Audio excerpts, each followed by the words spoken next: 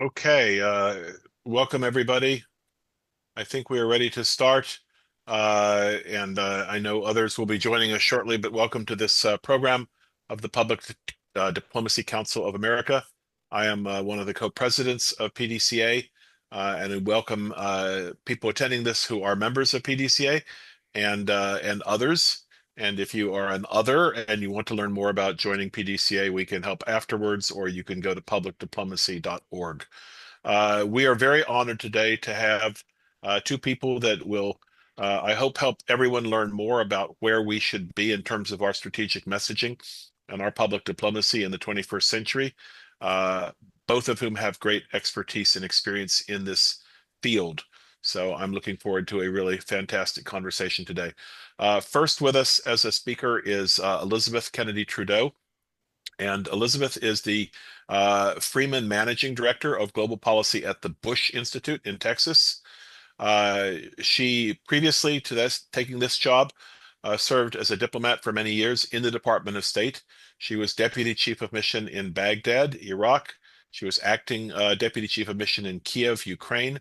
She was a senior advisor to the Bureau of Global Talent Management, and she was acting Assistant Secretary in the Bureau of Global Public Affairs. Prior to that, she also served as Principal Deputy Assistant to the Secretary of Defense for Public Affairs at the Pentagon and at the NSC. She's done details before at NATO in Brussels. She was Consul General in Lahore, Pakistan, and Belfast, Northern Ireland. And she served as a public affairs diplomat and spokesperson at our embassies in the United Kingdom, Kenya, South Africa, where I first got to know her, and other locations. Before joining the Foreign Service, she was communications director for a private charitable foundation. So, Elizabeth, welcome. We really look forward to hearing your views today. The other speaker we have today is Don Kilburg. Don is a former U.S. diplomat, 21 years of experience in the Foreign Service, serving in Asia, Europe, and Latin America, and working in not only public affairs, but also intelligence, management, consular affairs, and IT. He's offered intelligence reports for the President's Daily Brief, for Secretaries of State, for ambassadors, and he served on the crisis team that evacuated 25,000 Americans from the Caribbean after Hurricane Wilma. You may also know Dr. Kilburg from the if you've been in the State Department and you've ever used Chat GPT diplomacy, because he was one of the pioneers of using Chat GPT diplomacy at the department, helping thousands in the department adopt AI. He earned a AI Innovation Award nomination for that, and he's earned multiple Superior Honor Awards in his State Department career. Prior to that, he was a U.S. Army veteran, and he's a former professor of psychology at Eastern Washington University. He also has a PhD in experimental psychology from DePaul University and has served as the Japanese government's Manbusha Research Fellow. He's the author of two books, AI Use Cases for Diplomats, which was published in 2025 by Routledge, and Mind Leap, which is, I think, forthcoming. So maybe he'll tell us more about when that will appear and who will publish it. And Don is the founder and CEO of Mind Leap Institute, where he draws on his diplomatic experience, his expertise in psychology, and his expertise in AI innovation to help people flourish in the AI age. So, with those introductions, I'm now happy to turn the floor over to Elizabeth first, and then Dr. Kilburg to talk to us a little bit more about how we take strategic communications into this new century. And then we will take questions from all of you. So please start typing them into the chat now, and we will give the questions to them as much as time permits. Elizabeth, the floor is yours. Thanks so much, Karl. And it's really such a pleasure to join you and Don on this call today. I feel in some way we're sort of singing to the choir when we're speaking to the audience at PDCA gathers, especially on the idea of strategic messaging, soft power. This audience knows this so well. You guys all know the importance of soft power for the United States, really for any country in the world. So I'm not going to go into the details. Karl was great on our pre-brief, and he reminds me, we know this. But I also, though, want to remind people why it matters and what's changing now, which is going to be a perfect segue into Don, who is the master of all things AI. I think right now, what you've got is a world that is incredibly fragmented with information ecosystems. We can, as Americans, but also as, people in Argentina or people in Japan, we live in our own ecosystem of information. Our social media is self reflecting. We follow people. We tend to talk to people who think like us. Our news sources, particularly in the United States, are very self reflecting. If I believe a certain way, I can get all of my news from that certain sphere of influence, if I can say that, for an information ecosystem. So, as practitioners, or people who care about America's soft power in the world today, the idea is, how do we break through that?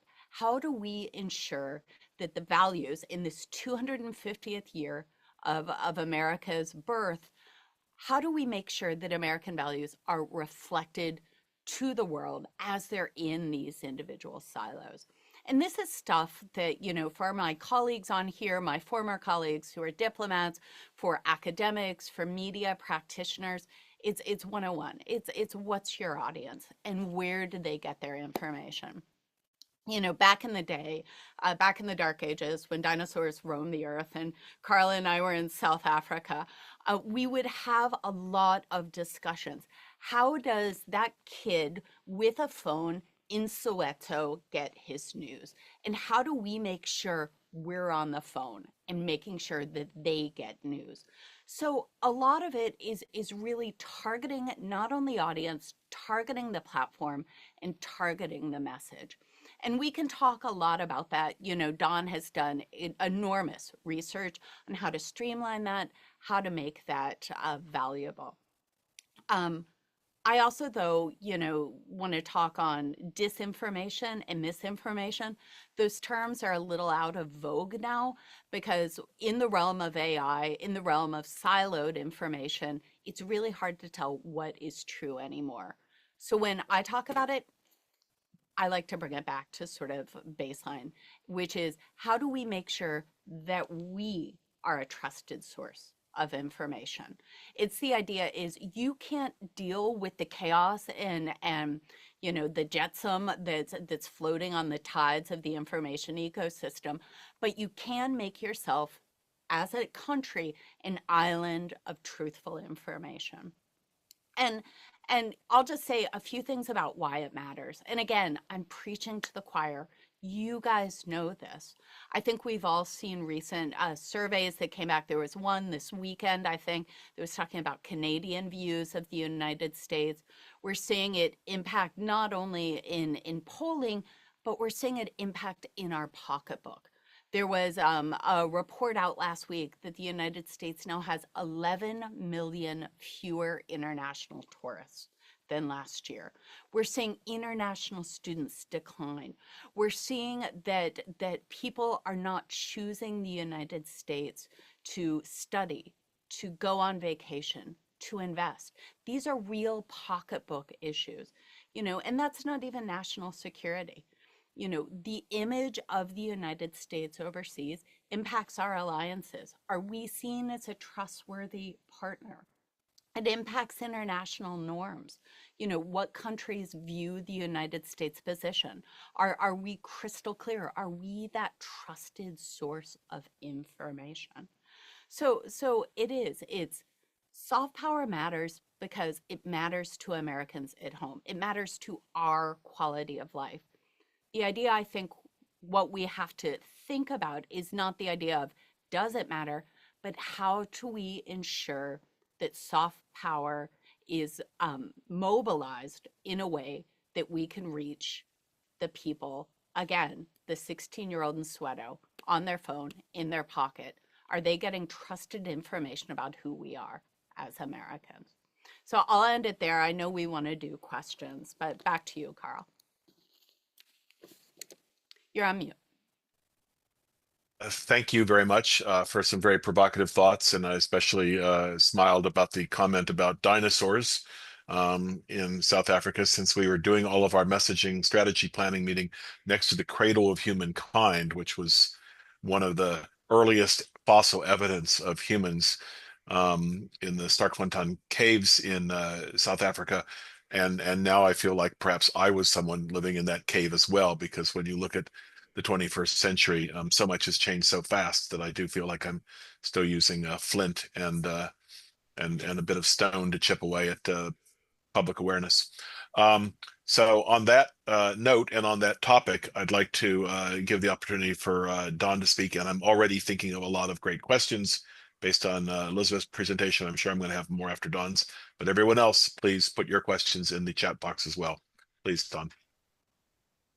All right, thank you, Carl, and thank you, Liz. Very interesting, and just a great honor to be with you both today. So thanks for inviting me. And I was excited to get your invitation, Carl, because this is a great opportunity to kind of see what unfolds in a discussion, with regards to not only with, in terms of traditional diplomacy, the diplomacy that we all practice in our various phases with State Department, but where things are headed with artificial intelligence and this kind of brave new world that we're entering, that really we're already in.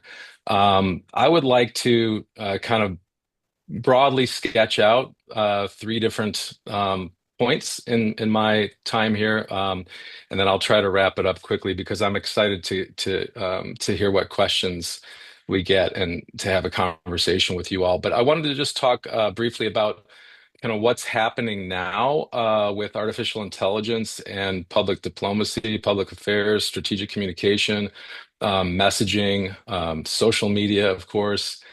And I want to talk a little bit about what we should not be doing, in my opinion, and in the opinion of a lot of people who are interested in, humane and humane use of artificial intelligence, and the type of use of artificial intelligence that would be, fitting of a country like ours, a Western democratic country like ours.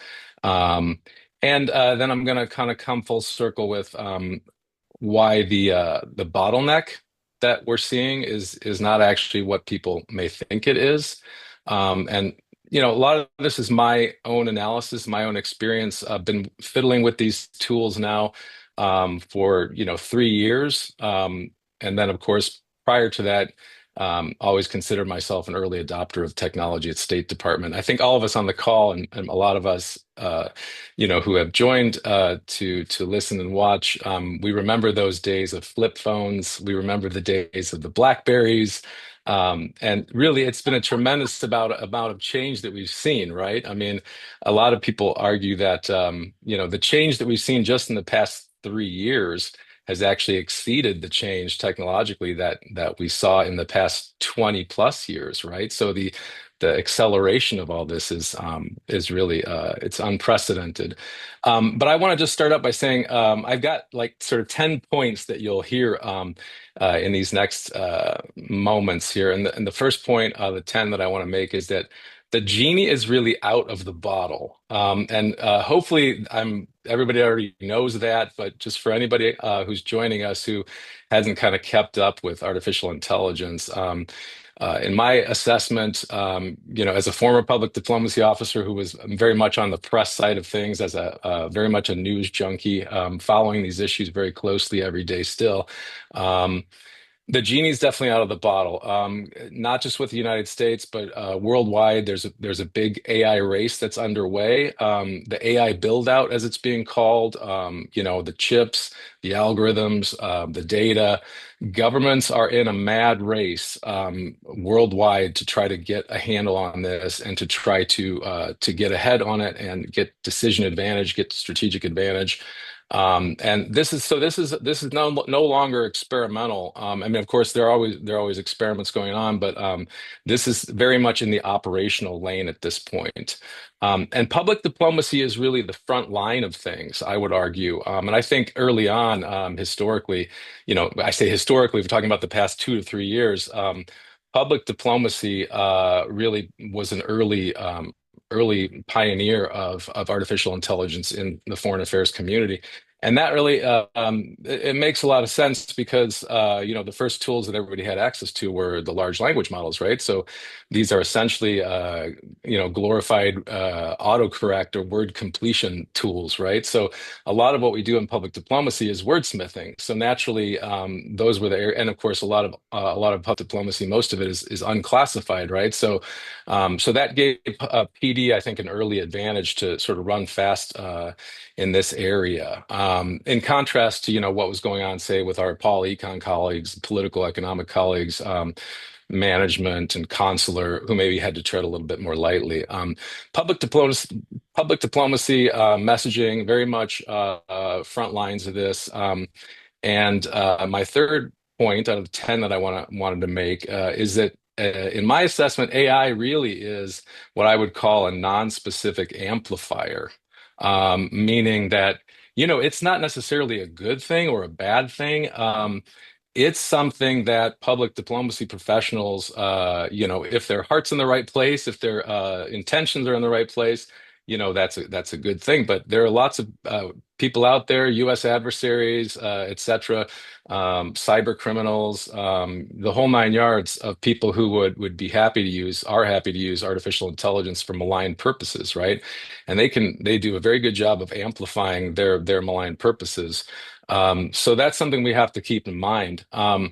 And my fourth point that is still kind of in the realm of this, what's happening now with artificial intelligence and public diplomacy is that, ideally, we have AI handle the processing, right? The heavy lifting on the data, and the humans handle the relationships, right? All those important, long-standing relationships, that Liz was speaking to. That's our bread and butter in diplomacy, and including public diplomacy and messaging. So I think ideally, there's a pattern here where we want to use AI to free up diplomats to not have to spend so much time on the routine tasks, so that they can focus more on the type of tasks that involve, judgment and understanding of a culture, and connecting with our target audiences and our interlocutors, foreign publics. So that's kind of the way that I look at it. And what we should not be doing, I've got a couple points under this. This is my 5 and 6 out of the 10 kind of key points, and I'll share these afterwards, if you're interested in having all 10 in one place. But I think that knowing what not to do matters just as much as knowing what to do. And there's a whole field here, right? AI governance, it's called broadly, where there's discussion about what the guardrails should be and what the do's and don'ts should be with use of AI. I think there's some norms that are starting to crystallize around this, although it's still very much the Wild West. At least in terms of public diplomacy professionals who don't want to do harm and who don't want to shoot themselves in the foot.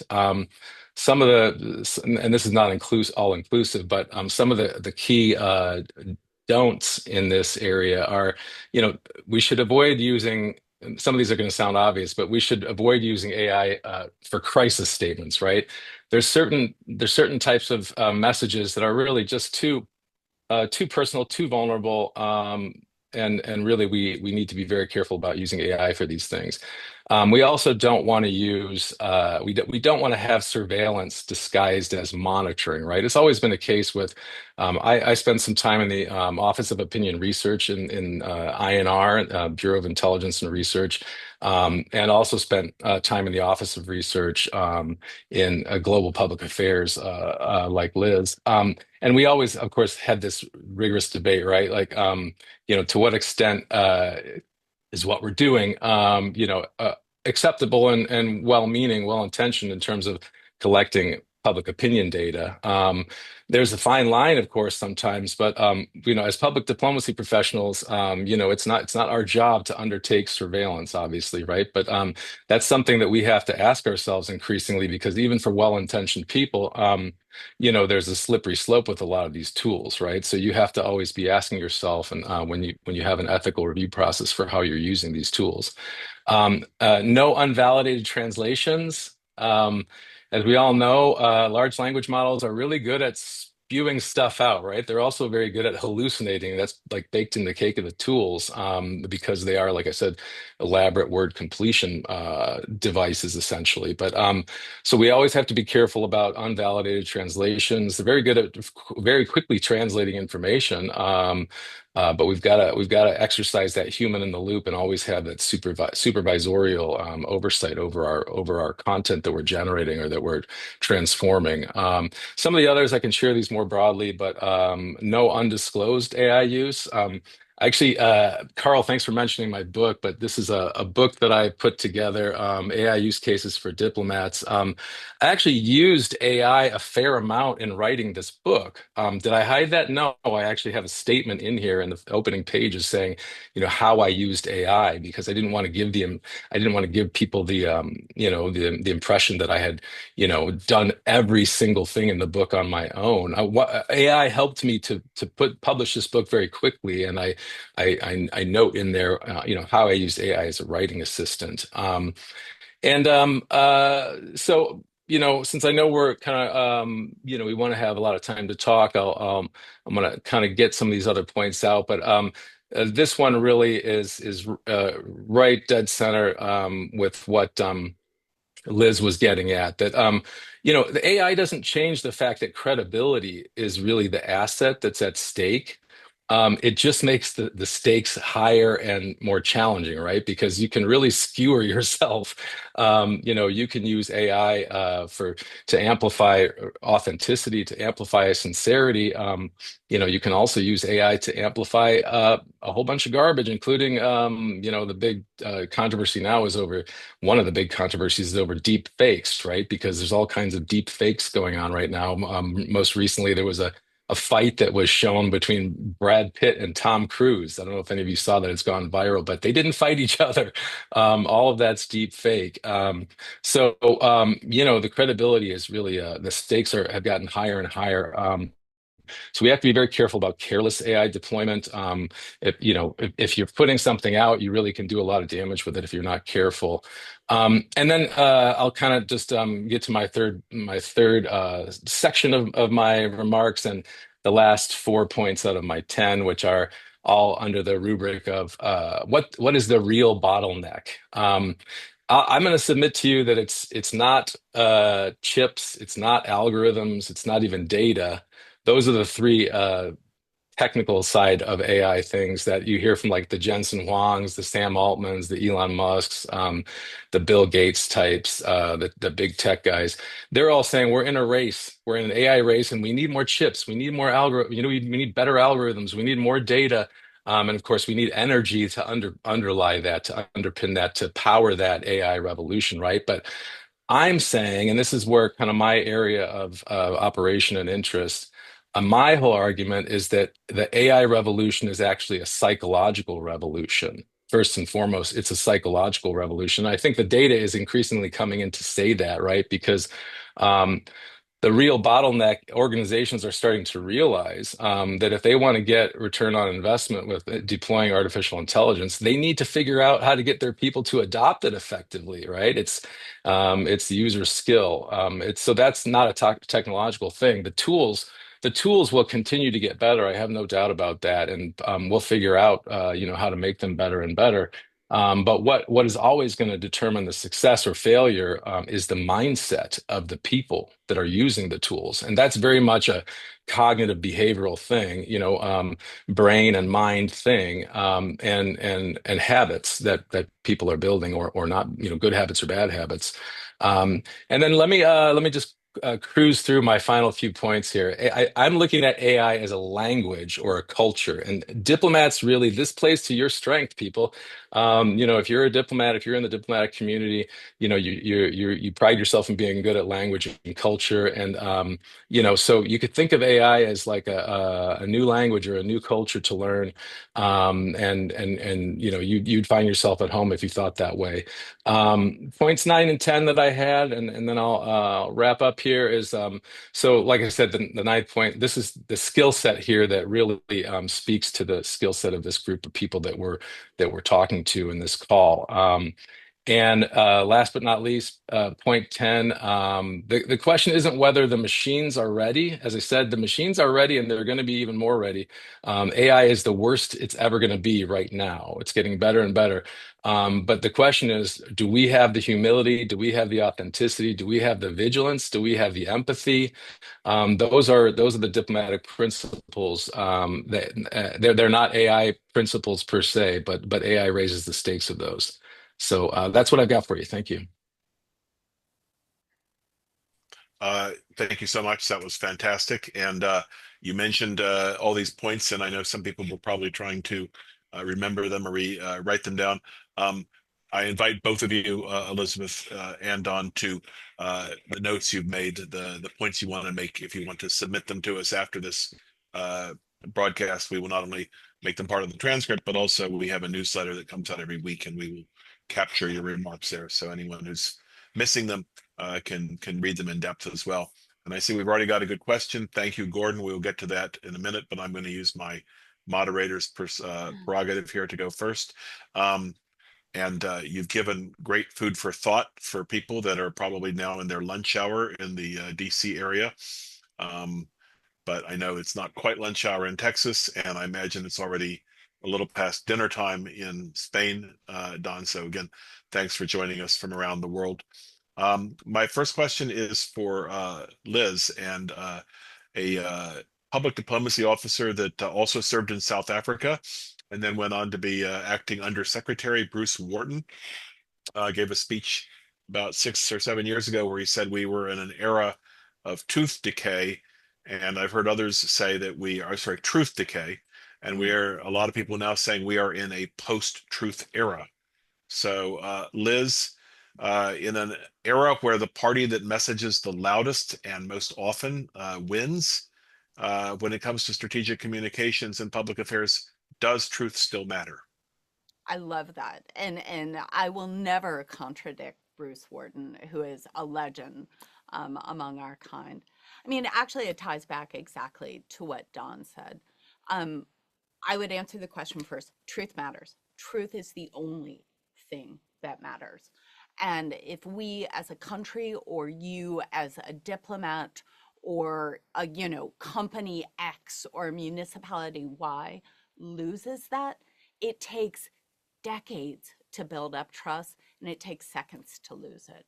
And I think as we live in this siloed information economy, and as AI gives us the keys to a really fast car that we're not really good at driving yet, I think we have the unfortunate opportunity to fall off the cliff. Um, John Kirby, who I worked with a ton, who is one of the best people I know thinking about strategic communications, would always say to me, and I think actually it was a Richard Boucher, you can be fast or you can be right. Pick one. And I think about that all the time as we talk about policies, as we talk about, to Don's point, crisis. Um, Truth is the only thing that matters now. And I really think it is the core of the question we're here to talk about today, which is soft power. We need to be truthful in our communications. Doesn't mean always that the truth is savory. Sometimes it's really unpleasant. Sometimes we make decisions as a country, our elected officials make decisions. We should not soft pedal those. Those are our elected officials. But we also need to make sure it's accurate. We need to make sure it's timely. And we need to make sure it reflects who we are as a people. You're on mute again, Carl. Again, I'm always muted. I see questions are rolling in, so I'm going to just do one more of my own, and then we're going to get to all the good questions rolling in. But I'm going to give a question to Don here for equal time. And you've alluded to this a bit, Don, but since the government has already spent millions or perhaps billions on AI tools, but adoption is still uneven, with some posts using it and some not, some offices using it and not, what's really holding things back? Yeah, absolutely. So, as I said, it all boils down to the psychological aspects. Lots of new studies are coming out. Not just in government work, but across the private sector. MIT put out a study recently. Some of you may have seen. But what they've been finding in looking at AI.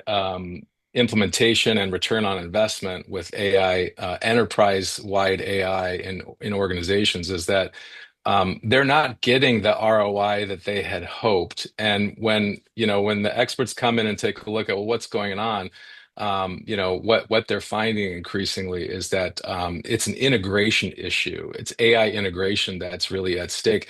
You can't just, plop a tool in front of somebody and expect them to be able to use it effectively. You've got to put the training in, you've got to, work on the skills development. That includes whether that's, prompt engineering skills with large language models, or, more broadly, having, what's being referred to now as like an AI mindset, right? That, what we're ultimately experiencing here is a co-intelligence, if you will. And so there's a lot of talk now about, okay, your parents, and your parents maybe in their time they had the typewriter, they had a calculator. These were things that sat there, passively on a table, and the user would pick them up and enter some, tap on some buttons, and away they went. And to an extent, with the PC, with the computers that we all saw emerge in our lifetime on the call, in our professional careers, we saw the development of those technologies, but they were always one way, right? And now that we have artificial intelligence, there's a new dynamic, where it's a kind of co-intelligence, if you will, where users, to be effective, they're having to understand how to collaborate with a machine essentially in a dynamic way, as not as a true partner, because you do have to obviously keep in mind that the buck stops with you as the user, right? And as an organization, the buck should stop with you. You can't just blame it on your AI, right? Well, my AI made me do that, right? Some government saying, oh, that's AI's fault. Well, no, you're the user. So you're in charge still, but there's a different set of skills, supervising people versus supervising a machine, supervising an artificial intelligence. And so that's why I think, in 2026, we're going to be seeing more and more of this kind of talk, that organizations that are treating these as just tools you hand over to the workforce, they're not getting the ROI. Organizations that treat these tools as things where you foster a relationship between the employees, between the workforce and the tools in a collaborative way, those are the ones that are going to be getting the ROI. Thank you. And that parallel lets me think of one of my soapboxes, which is evaluations. Uh, Offices posts that see evaluations as a pain in the butt thing to do at the end of a program, and put it off until then, don't get any benefit from constant feedback and evaluation that improves your messaging or your other efforts. And I've always embraced it as a tool to make you do be better, not a report card at the end. Another analogy I love, and apologies if you actually wrote this in an article I read, Don, but people think about AI like it's the latest new computer invention. If it's better to sort of think about it like electricity. There were people at the beginning of the invention of electricity that said, no, I prefer my oil lamp and cooking in my fireplace and going to bed at sunset. And I'm scared of this stuff. I could get a shock from it. I might get killed by grabbing a live power line. I don't want to touch it. And then it took a long time to build the infrastructure to make it pervasive around society. Very few people today would say, boy, I'd really like to go back to a pre-electricity era. I think we're in that stage right now of the sort of reaction to AI. And 10 years from now, our colleagues in public diplomacy are going to be looking back at this videotape and laughing that we were talking about this technology in such a basic way. All right, so we're going That's to go right. now I to agree. audience questions. And the rules for audience questions, and we have three good ones already and more I'm sure coming. I'm going to read them and let you guys decide who wants to answer first. Or if you want to punt it to the other person, you may also do that. But you can't both punt. Okay, the first question comes in from the great Gordon Dogood. And he says, in the long term, foreign public opinion matters if it rallies opposition to or support for U.S. policies. In the short term, that opinion does not change American policy unless an administration is concerned about the long term. And I alluded particularly to what you said earlier, Liz, about whether it's tourism or students or anything else, Mhm. taking into account opinion of the U.S. Gordon's question is, how can we work inside the U.S. to get the current administration to concern itself with foreign opinion post-Trump? So I'll take that, and I'm curious. I won't speak about politics. I'm going to stay out of politics because this is an issue, frankly, that has been an ongoing issue across the Democratic and Republican administrations.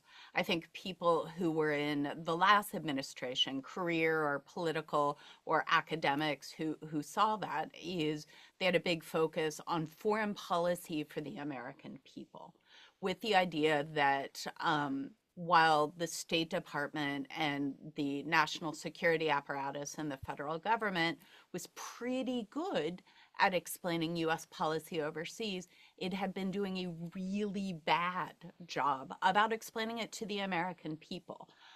I think that holds true today. There is no apparatus that says here, except the media, and I do not want to discount the media's role because I am, a diehard media fan.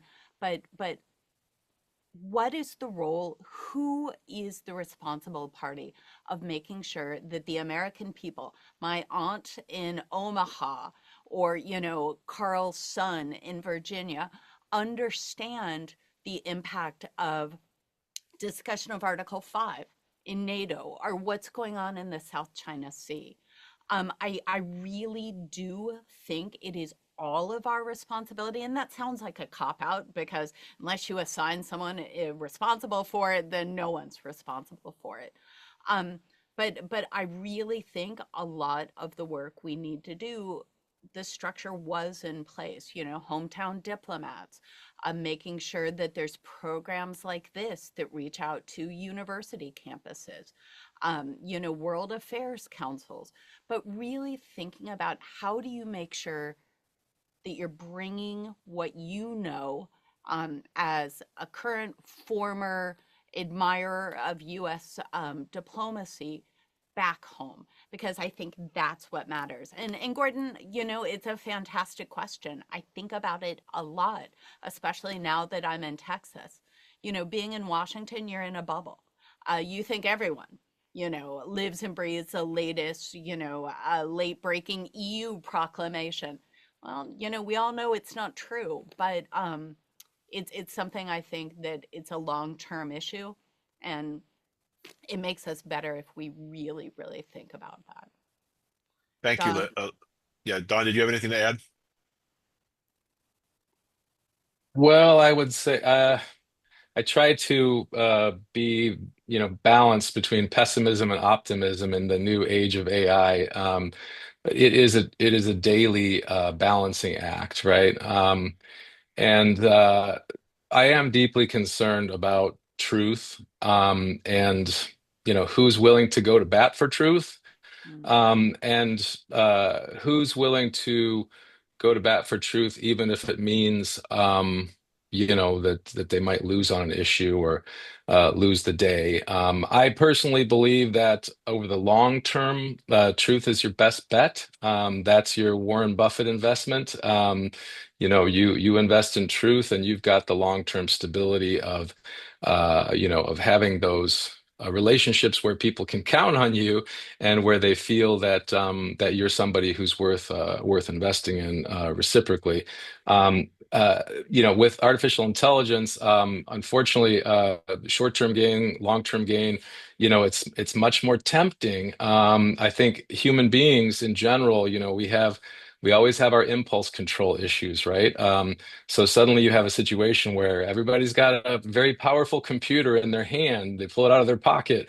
They've got incredible, never before seen access to social media tools, and now these tools are they're powered by algorithms. So you've got people being captured, literally captured habitually by algorithms, and you've got a situation where algorithms, no fault of the algorithms, algorithms are not sentient things, but the way that they're set up, I'm sure we're all aware on the call, if you put some rage material out there or some sexual content out there, you're going to get more engagement.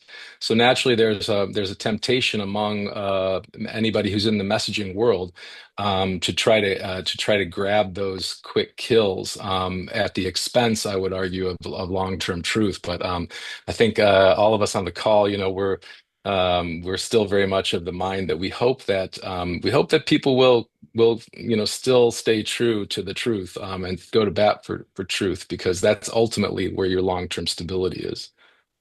Thank you. Thank you, Don. We're going to go to another question now. I'll let you go first this time. And I would just say, Elizabeth, to your point about doing more internal in-reach, more hometown communication inside the United States, that is a priority for the Public Diplomacy Council of America as well. And you and people on this call that are interested in that topic, let's have a follow-up chat. We have some ideas this year how we can do more in that regard. Okay, so this question comes from Kurt Whitaker. Another excellent question, and I'm going to start with Don because it starts with AI. So in the AI realm, which will come first? The ability of AI to simulate empathy, Mm. or the ability of people to come to accept AI's sycophancy for human empathy? Yeah. Well, my first point, genie's already out of the bottle.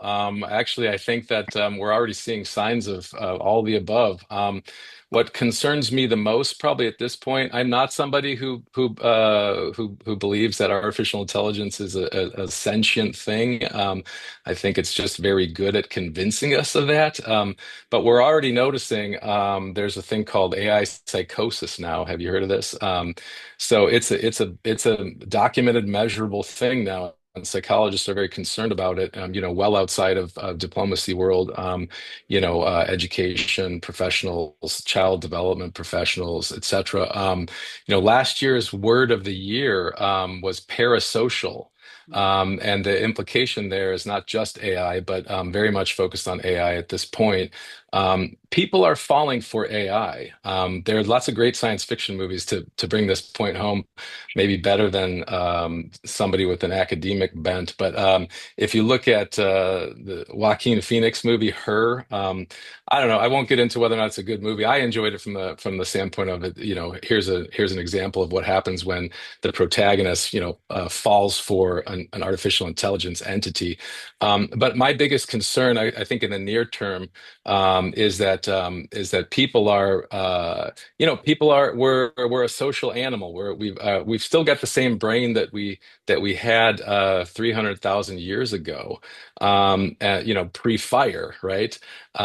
Pre-agriculture, pre-industrial revolution, etc. And so we're still in that mindset, and as social animals, we're falling for artificial intelligence entities as if they are people. Now, the sort of paradox here is that, and this gets back to the AI revolution, the psychological point that I was making.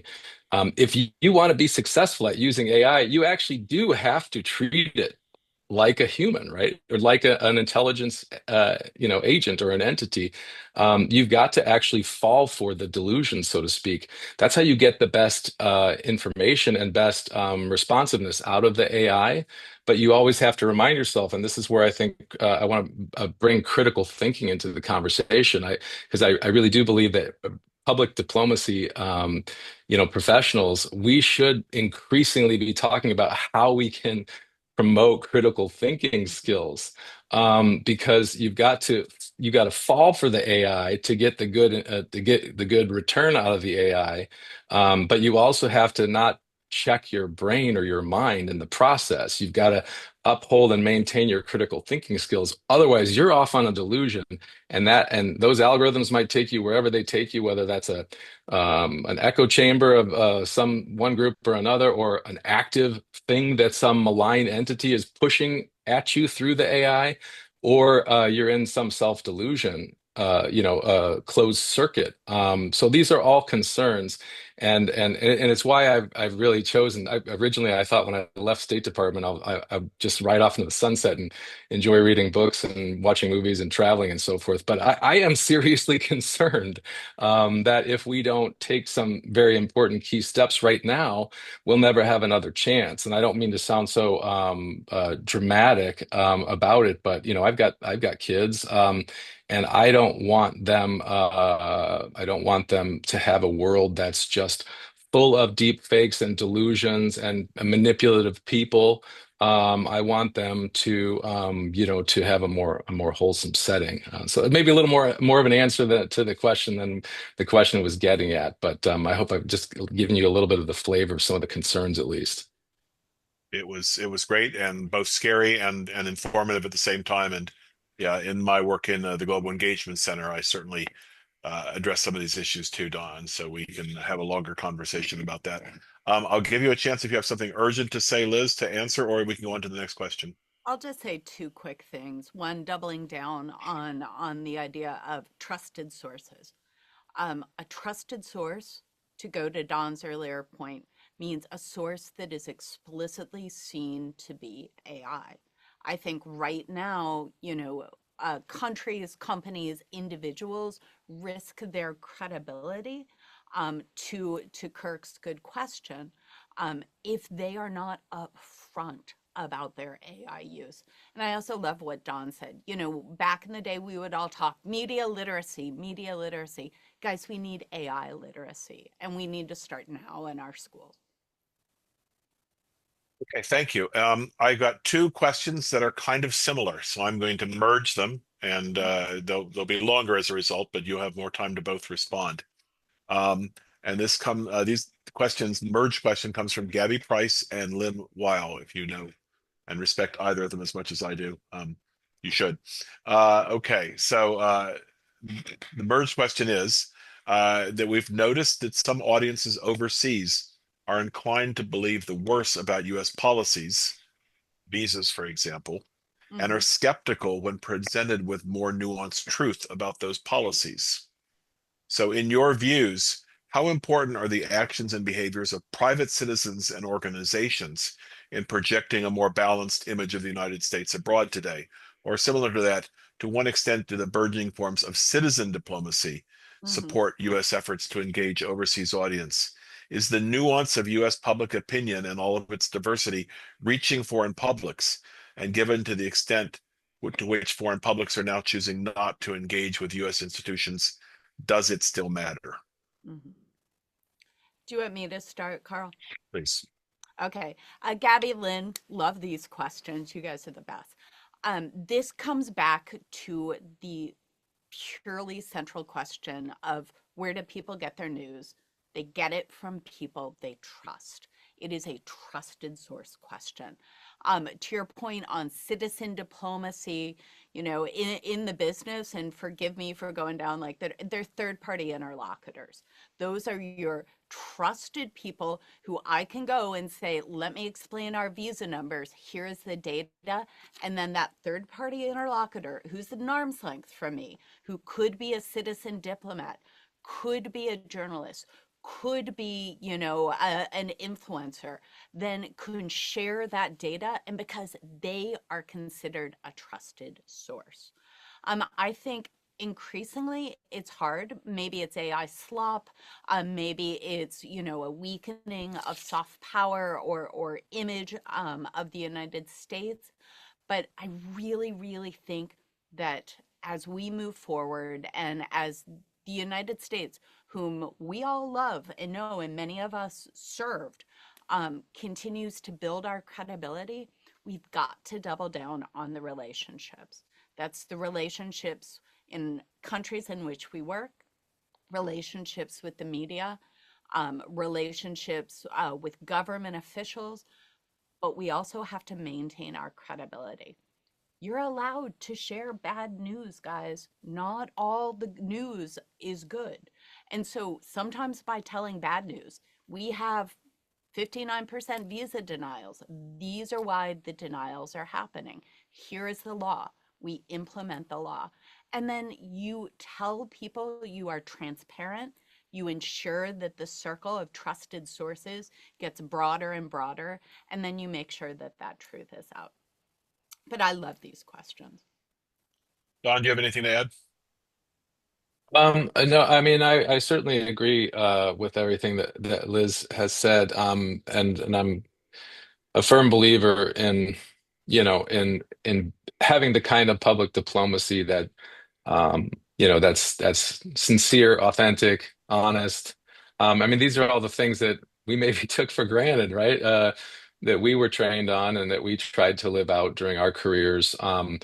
I think it's increasingly challenging, like I said, because of the temptation to get a quick win with something short of the truth or something distorted. And I would just add that. It's increasingly difficult to find that trusted source in the news world, not only because people are tempted impulsively for short-term wins at the expense of long-term relationships, but because everything that's happening now is happening on with the backdrop of algorithms, right? So all news is algorithmic now. It's very difficult. You have to go out of your way. You have to intentionally, and this will be where I'm adding something, a new concept that you'll be seeing and hearing more if you haven't yet. Cognitive sovereignty. Mm-hmm. So we think in terms of nation state sovereignty usually as diplomats and former diplomats, right? But this is actually something I was actually surprised and excited to see this new term being used increasingly because it marries up my training as a psychologist with my career as a diplomat. The idea is that increasingly we're going to have to be promoting cognitive sovereignty for our publics, for our target audiences, to keep them from getting suckered, right? From getting suckered into messages that are counter to what we would like them to at least to understand and be aware of, if not to agree with. So cognitive sovereignty, just throw that out there as something that we're going to need to increasingly focus on. And as Liz said, that's really part of AI literacy, and everybody needs to have a basic understanding of this from childhood on, right? There will never be another moment like the moment we're in, right? Because here on out everybody will be a native who came up in the age of AI. Those of us on the call, we're really the last of the people who, PD officers, our generation of PD officers, we're really the last of the ones who understood how the analog world was. And now we have a foot in the digital world. We're digital immigrants, right? But henceforth, everybody is a digital native. Everybody's an AI native. Thank you. And I do feel like a digital immigrant quite often. Um, I'm going to use my moderator's prerogative for the last question, and we have about 7 minutes left. So I will ask it quickly, and then you guys can answer as quickly as time allows. Um, we are seeing, and this is something that you've addressed quite a lot today, especially you, Don. Authoritarian states are increasingly using AI tools like bots, trolls, deepfakes, proxies, and others to spread their propaganda across global social media and websites.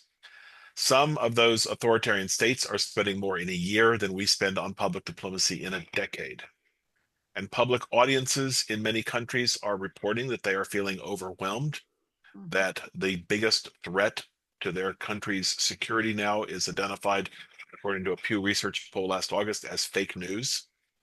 People are unable to process the information they are receiving in this flood and whether it is good or bad. Um, should we just throw in the towel and give up? Or are there ways we can fight this flood of AI empowered, not generated, but AI enhanced false information? Last question. Don, do you want to start? Sure. Uh, let's see.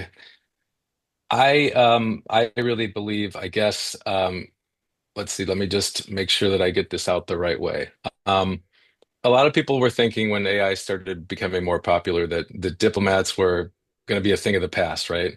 I actually think it's the opposite. And for reasons that Liz mentioned earlier on the call, because, you know, to function effectively, you need some ground truth. Who's going to provide you the ground truth if not diplomats, right? Every capital in the world is going to want to have their people with eyes on in a situation in that host country, right? Otherwise, how do they know that they're getting anything that's reality tested, right? So I take that I'm optimistic in that regard. But at the same time, I also am concerned that we can't show up to a gun battle with a knife, right? And you can be sure that our adversaries, I mean, we've all seen them. Just pick up social media any day of the week, any hour of the week. That the timeline on everything is so accelerated now, right? It's not like, oh, I'm going to go get this approved by my chain of command and come back. The narrative's already shifted. If you're not using AI, at least to generate talking points, at least to quickly gin up social media posts, if not to, gin up, you know, audio visual content, then you're getting they're taking your lunch. The adversaries, competitors, etc. They're going to eat your lunch. I I'm concerned for this new generation of public diplomacy officers. I really feel that it's exciting for them. I hope they realize what a challenge, formidable task they're up against, and I don't think we can afford to sit it out. I think the solution is probably something closer to use AI to amplify truth, and I'll leave it at that. Uh, Great. Thank you. 3 minutes. Go ahead, Liz. okay. We are in a sea of mis and disinformation. We are in a sea of AI slop. The only thing we can do is be an island of truth and values. That is our strength as Americans, is to make sure that we are that safe harbor for our audiences, regardless of who your audience is. And in this slop of ocean that we're swimming in, we have to know who our audience is. We have to know what relationships matter to get to them. And we've got to stick with the truth and our values. And I think that's how we swim to safe shore. Awesome. Okay, we're going to cue Islands in the Stream to play any minute now. Perfect. But guys, thank you so much. You were everything I hoped for and more. Great remarks, really insightful. I hope everyone benefited. We will share it more widely. We will take your advice and amplify these truths and make sure that the largest possible audience sees them. Really appreciate your time. Would love to have more engagement with you in the future, and I know a lot of the PDCA members would love to take these topics further. You're both welcome to do that with me directly and beyond.